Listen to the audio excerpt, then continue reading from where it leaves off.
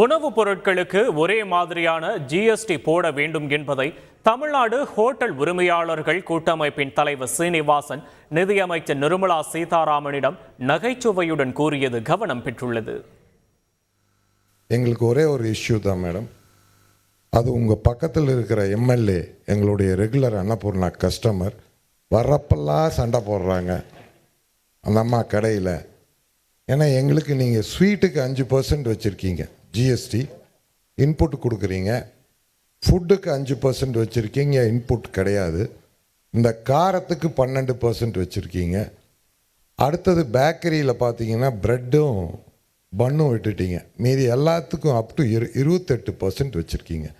இந்த அம்மா வர வேண்டியது ஜிலேபி சாப்பிட வேண்டியது, அடுத்தது காஃபி கொடுக்கணும், காரம் வேணுங்கிறது, காரத்துக்கு 12ன்னு சொன்னால் உடனே சண்டைக்கு வர்றது. இது டெய்லி எங்களுக்கு நடக்குது பிரச்சனை. ஒரே பில்லில் ஒரு ஃபேமிலிக்கு டிஃப்ரெண்ட்டாக ஜிஎஸ்டி போட்டு கொடுக்கறது கஷ்டமாக இருக்குது. ஒரு பன்னுக்கு ஜிஎஸ்டி கிடையாது, பன்னுக்குள்ளே ஒரு க்ரீம் வச்சுட்டா அதுக்கு 18% ஆயிடுது. கஸ்டமர் என்ன சொல்கிறாரு, நீ க்ரீமையும் ஜாமையும் கொண்டா நானே வச்சுக்கிறாங்க. கடை நடத்த முடியல மேடம். அதனால் ஒன்றா எல்லாத்துக்கும் ஒரே மாதிரி ஜாஸ்தி பண்ணிடுங்க. இல்லைண்ணா இன்னொன்று, இதே அம்மா உங்கள் எம்எல்ஏ அம்மா தான் இதெல்லாம் பண்ணுறதுங்க. அவங்க எங்கள் தொகுதியில் இருக்காங்க. கடையில் வடநாட்டில் அதிகம் ஸ்வீட்டு சாப்பிட்றாங்க, அதனால தான் அம்மா இங்கே அதுக்கு 5%, காரத்துக்கு 12 பண்ணிட்டாங்கங்கிறாங்க. நான் சொன்னேன் இல்லைங்க, அப்படியெல்லாம் இல்லை, தமிழ்நாட்டில் ஸ்வீட்டு காரம் காஃபி அப்படி தான் போகும். அதனால் தயவு செஞ்சு அதை கொஞ்சம் கன்சிடர் பண்ணுங்க மேடம். ஒரே மாதிரியே பண்ணுங்க, தனித்தனியாக வைக்காதீங்க. ஏன்னா வீடு ஒரு ஃபேமிலி கம்ப்யூட்டர் நடக்குது மேடம். அதுவும் அந்த ஜிஎஸ்டி ஆஃபீஸருக்கு இன்புட் கிரெடிட் எடுக்கிறப்போ ஒரே கிச்சனில் தான் எல்லாம் பண்ணுறாங்க. இன்புட் எடுக்கிறப்போ அதே கேஸு, அதே ஸ்வீட் மாஸ்டரு, அதே கடலை மாவு, அதே மைதா மாவு, இன்புட் எப்படி மேடம் எடுக்க முடியும்? அதில் ஆஃபீஸர்ஸ் தண்ணி வைக்கிறாங்க. ஸோ அவங்களுக்கும் ஹெல்ப் பண்ணுவாங்க. சார் இன்னொரு ஹோட்டல்ஸ் மேடம் ஆல்ரெடி சொல்லிட்டேன், இருந்தாலும் சொல்கிறேன். ஒரே ஒரு நாள் மேடம் 7500 ரூபா ஹோட்டல் ரூமில் பில்லு போட்டுட்டோன்னா உடனே 5லேருந்து 18% ஆகிடுது மேடம் ரெஸ்டாரண்ட்டில். இப்போ ஹோட்டலுக்குன்னு மெனு கார்டெல்லாம் டேரிஃப் கார்டு யாரும் அடிக்கிறது இல்லை, மேக் மை ட்ரிப்பு தான் அதை நிர்ணயம் பண்ணுறாங்க ஹோட்டல் ரூம். வருஷத்தில் பார்த்தீங்கன்னா ஏதோ ஒரு அன்னைக்கு சீசன் இருக்கும், திருச்செந்தூரில் சூரசம்பாரம் ஒரு ரூமில் 10 பேர் படுத்துக்கிறாங்க. ஸோ அப்போ ஒரு 7500 ரூபா போடுறாங்க. இல்லை ஒரு ஹோட்டலில் எக்ஸ்ட்ரா பெட்டு போட்டால் 1000 ரூபா போடுறாங்க.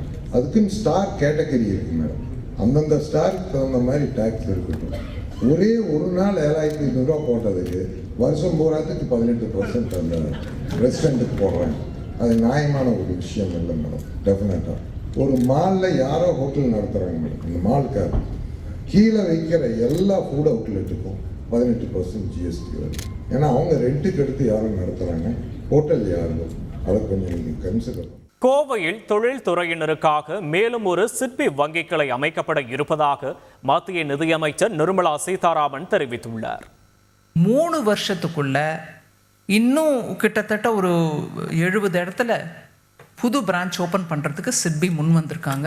அதில் இன்னொரு பிரான்ச் இங்கே கோயம்புத்தூர்லேயும் ஓப்பன் பண்ணுவோம். இந்த பிரான்ச் மூலமாக 491 கோடி சாங்ஷன் ஆயிருக்கு 2024 ஃபைனான்ஷியல் இயர். 6 மாதத்துக்குள்ள 491 கோடி ரூபாய் சாங்ஷன் பண்ணிருக்காங்க. அதில் 314 கோடி டிஸ்பர்சல் ஆயிடுச்சு. பெரிய நகரங்களில் கிட்டத்தட்ட 100 நகரங்களில் அவங்கள சுற்றி இருக்கக்கூடிய ஏரியாவில் பிளக் அண்ட் பிளே மாடலில் இண்டஸ்ட்ரியல் பார்க்ஸ் அமைக்க இருக்கிறோம்.